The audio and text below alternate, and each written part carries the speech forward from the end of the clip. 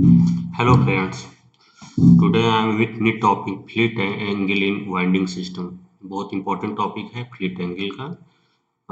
Let me introduce me. I am Manranjan Kumar, lecturer in mechanical engineering, and I have done my BTech from NIT Jamshedpur. So we'll start discussion on fleet angle. Fleet angle होता क्या है winding system में? Fleet angle होता क्या? Fleet angle is the angle between the rope direction. ये रोप का movement का direction है.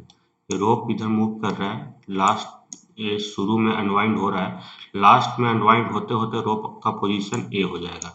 तो लास्ट पोजीशन जो रोप का है उसका रोप का direction and line joining the center of the drum to the center of the sieve. This is the center of the drum and this is the center of the sieve. The line joining this center of the drum and center of the sieve and the rope जो last में आपका last point पे जो आपका रोप का movement का ये रहेगा डायरेक्शन, ये दोनों बीच का एंगल को हम फ्लीट एंगल बोलते हैं. मतलब रोप का डायरेक्शन, रोप जिस डायरेक्शन में मूव कर रहा है और ड्रम का सेंटर लाइन और सीव का सेंटर लाइन के बीच में जो एंगल बन रहा है वही मेरा फ्लीट एंगल है. ये हमेशा चेंज करते रहेगा. जब वाइंड स्टार्ट शुरू होगा, जब रोप आपका सेंटर लाइन पे होगा, जब रोप आपका सेंटर लाइन पे होगा तो आप उस टाइम आपका फ्लीट एंगल 0 होगा. और जब रोप आपका ड्रम का एकदम लेफ्ट साइड या राइट साइड में होगा उस टाइम आपका मैक्सिमम फ्लीट एंगल होगा और उसी को हम लोग फ्लीट एंगल बोलते हैं. तो या रोप राइट एंड पे हो या लेफ्ट एंड पे हो, उस टाइम जो एंगल ड्रम के सेंटर और सीव के सेंटर से जो लाइन बन रहा है उसके बीच में जो एंगल बन रहा है उसी को हम लोग फ्लीट एंगल कहते हैं. ये जनरली कहाँ देखा जाता है? ड्रम वाइंडर्स में देखा जाता है. ड्रम वाइंडर्स में आपको सिर्फ फ्लीट एंगल का चर्चा होता है. इंपॉर्टेंस इसका क्या क्या है? ये रोप अलाइनमेंट को इफेक्ट करता है, रोप का वियर और सेफ्टी को इफेक्ट करता है. ऐसा क्यों? क्योंकि रोप एक ग्रुप के ऊपर अनवाइंड होते रहता है. यहाँ भी आपका ग्रुव है सीव में, तो जब रोप का कोई एंगल पे रहेगा तो ग्रुप से हमेशा रगड़ खाते रहेगा. रगड़ खाने से क्या होगा? रोप में वियर एंड टियर होगा. इसलिए रोप का अलाइनमेंट, वियर और सेफ्टी तीनों को इफेक्ट करता है. इसका मैथमेटिकल कैलकुलेशन कैसे होगा? फ्लीट एंगल कैलकुलेट कैसे करेंगे? तो मेरा ड्रम का विड्थ है तो और विड्थ का हाफ टाइम्स उसको मान लेते हैं ई. ई क्या है? Half the width of the drum. आपका ए ई है.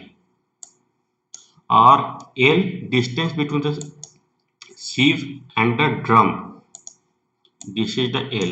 तो इसका tan इनवर्स ले लेंगे. tan थीटा आपका क्या होगा? E by L. तो tan इनवर्स यानी अल्फा हम कैलकुलेट करना चाहे तो tan inverse E by L will be the fleet angle. अगर एक tan इनवर्स x में अगर x छोटा रहता है तो equal to x in radian हम ले लेते हैं. तो इसीलिए alpha equal to E by L भी हो जाएगा. Alpha equal to E by L भी डायरेक्ट लिख सकते हैं जब एंगल अल्फा छोटा होता है. ई क्या है? Half the width of the drum. Half the width of the drum. L क्या है? Distance between the drum and the sieve. Drum and sieve के बीच में जो डिस्टेंस है उसको हम एल से डिनोट कर रहे हैं. परमिसिबल लिमिट क्या है फ्लीट एंगल का? सिंगल लेयर कॉइलिंग के लिए मैक्सिमम 1.5 डिग्री परमिसिबल है और मल्टी लेयर कॉइलिंग के लिए 0.5 degree to 1 degree. Single layer के लिए 1.5 डिग्री मैक्सिमम से मैक्सिमम होना चाहिए, मल्टी लेयर के लिए 0.5 डिग्री टू 1 डिग्री परमिसिबल है. और ये लिमिट इम्पोर्टेंट क्यों है? ये रोप का एक्सेसिव वियर को प्रिवेंट करता है और पुली का.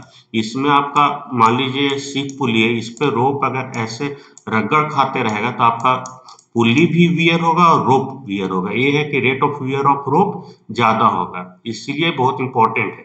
अगर ज्यादा एंगल होगा तो ज्यादा रगड़ खाएगा, हो सकता है कि ये ओवर जंप भी कर सकता है. ज़्यादा फ्लीट एंगल अगर रहा, तो इसीलिए लिमिट सेट किया गया है कि 1.5 डिग्री से ज़्यादा नहीं हो सकता है। ये अवॉइड करता है इम्प्रॉपर रोप वाइंडिंग और ओवरलैपिंग। ओवरलैपिंग इधर से आ जाएगा या ड्रम में एंगल पे जा रहा है, तो एंगल पे रोप वाइंड हो रहा है, तो हो सकता है ओवरलैपिंग भी हो जाए, तो इसको इम्प्रॉपर रोप वाइंडिंग और ओवरलैपिंग को अवॉइड करता है, इसलिए इस लिमिट को सेट किया गया है 1.5 डिग्री को। निगेटिव इफेक्ट्स क्या है? Lateral forces on the rope आता है। अगर रोप कोई एंगल पर मूव कर रहा है, तो इसमें दो फोर्सेज आएंगे, एक हॉरिजॉन्टल कंपोनेंट और एक वर्टिकल कंपोनेंट। तो जितना ये एंगल कम रहेगा, फ्लीट एंगल जितना कम मिनिमम रहेगा, उतना ही मिनिमम आपका लैटरल फोर्स यानी हॉरिजॉन्टल फोर्स रहेगा। मेरा हॉरिजॉन्टल फोर्स कोई काम का नहीं है, ये बस शिप पे वियर का काम करेगा। शिप पे वियर, रोप वियर का, पुली का वियर का काम करेगा, जो निगेटिव इफेक्ट ही है। तो इन हॉरिजॉन्टल फोर्सेस का मेरे को कोई रिक्वायरमेंट नहीं है। Lateral force, rope climbing over the flange, flange के ऊपर से अगर एंगल को मूव करेगा, तो रोप क्या होगा, फ्लैंज के ऊपर, शिप के ऊपर चढ़ जाएगा। इससे इंक्रीज वियर एंड टियर होगा, अनसेफ वाइंडिंग कंडीशंस होंगे, जो अनसेफ होंगे। इसको कंट्रोल कैसे करें फ्लीट एंगल को? तो इसका पहला है कि फ्लीट एंगल को मिनिमाइज करना। फ्लीट एंगल को मिनिमाइज करने के लिए हम क्या कर सकते हैं? जैसा कि बताए, alpha is equal to E by L होता है। ई बाई एल है। ई क्या है? Half the width of the drum and L is the length between the sieve and drum. अगर एल जितना ज्यादा रहेगा, एल जितना ज्यादा रहेगा उतना ही कम अल्फा होगा। मीन्स ये आपका ड्रम है यहाँ पे, और यहाँ पे सीव है। तो अगर ये लेंथ जितना हम बढ़ा देंगे, उतना ही कम मेरा फ्लीट एंगल आएगा, उतना ही कम मेरा फ्लीट एंगल आएगा, उससे हम मिनिमम वियर एंड टियर होगा। और दूसरा, फ्लीट एंगल कंपेंसेटर होता है। उससे क्या होता है कि यहाँ पे एक मैकेनिज्म लगा हुआ रहता है, जिससे ये मूव करते रहता है और रोप सीधा अनवाइंड होता है, उसमें फ्लीट एंगल मिनिमम हो जाता है। इसका एक वीडियो में बना के डाला हूँ, आप देख सकते हैं फ्लीट एंगल कंपेंसेटर का। करेक्ट ड्रम का डिजाइन का कंसिडरेशन हमको लेना होगा कि ड्रम का डिजाइन सही ढंग से किया जाए। रोप गाइड मैकेनिज्म लगाना होगा ताकि रोप सही से गाइड हो और सही ढंग से ओवरलैपिंग ना हो, फ्लैंज पे ना चढ़े। अच्छा, कहाँ कहाँ देखा जाता है? तो कोप वाइंडर में फ्लीट एंगल नहीं होता है। कोप वाइंडर में फ्लीट एंगल का इश्यू नहीं है, क्योंकि इसमें वर्टिकली रोप ट्रेवल करता है। ये फ्रिक्शन वाइंडर होता है, इसमें बहुत सारे वीडियो मैंने बनाए, आप देख सकते हैं। इसमें बस रोप इस पे वर्टिकल डायरेक्शन में अनवाइंड होता है, मतलब अनवाइंड नहीं, इस पे फ्रिक्शन के थ्रू रोप मूव करता है। फ्रिक्शन मोशन जो ड्रम से फ्रिक्शन में ट्रांसफर होता है, वो फ्रिक्शन के थ्रू होता है, और ये वर्टिकली मूव करता है, इसलिए इसमें कोई फ्लीट एंगल का इश्यू नहीं होता। फ्लीट एंगल आपका आता कहाँ है? Drum winder. फ्लीट एंगल आता कहाँ है? Drum winder, due to the lateral movement of the rope. क्योंकि इसमें ड्रम में क्या होता है, आपको रोप को इसमें वाइंड होना है, रोप को क्या होना है? वाइंड होना है। इसके कारण आपका लेटरल मूवमेंट होता है रोप का, और उससे आपका फ्लीट एंगल आता है। तो फ्लीट एंगल ड्रम वाइंडर में ही एग्जिस्ट करता है। रियल वर्ल्ड एप्लीकेशन क्या है? मेंटेनेंस पर्सपेक्टिव से रेगुलर मॉनिटरिंग होना चाहिए फ्लीट एंगल के लिए, क्योंकि फ्लीट एंगल बहुत क्रिटिकल चीज है। पीरियोडिक एडजस्टमेंट होना चाहिए आफ्टर इंस्पेक्शन। अगर फ्लीट एंगल बढ़ गया है तो उसका एडजस्टमेंट किया जाता है, ताकि minimum fleet angle after periodic inspection adjustment करना चाहिए। ये ऑपरेशनल इम्पैक्ट क्या होता है? इससे रोप का लाइफ बढ़ता है, सिस्टम का सेफ्टी बढ़ता है, रोप का हायर लाइफ रहेगा।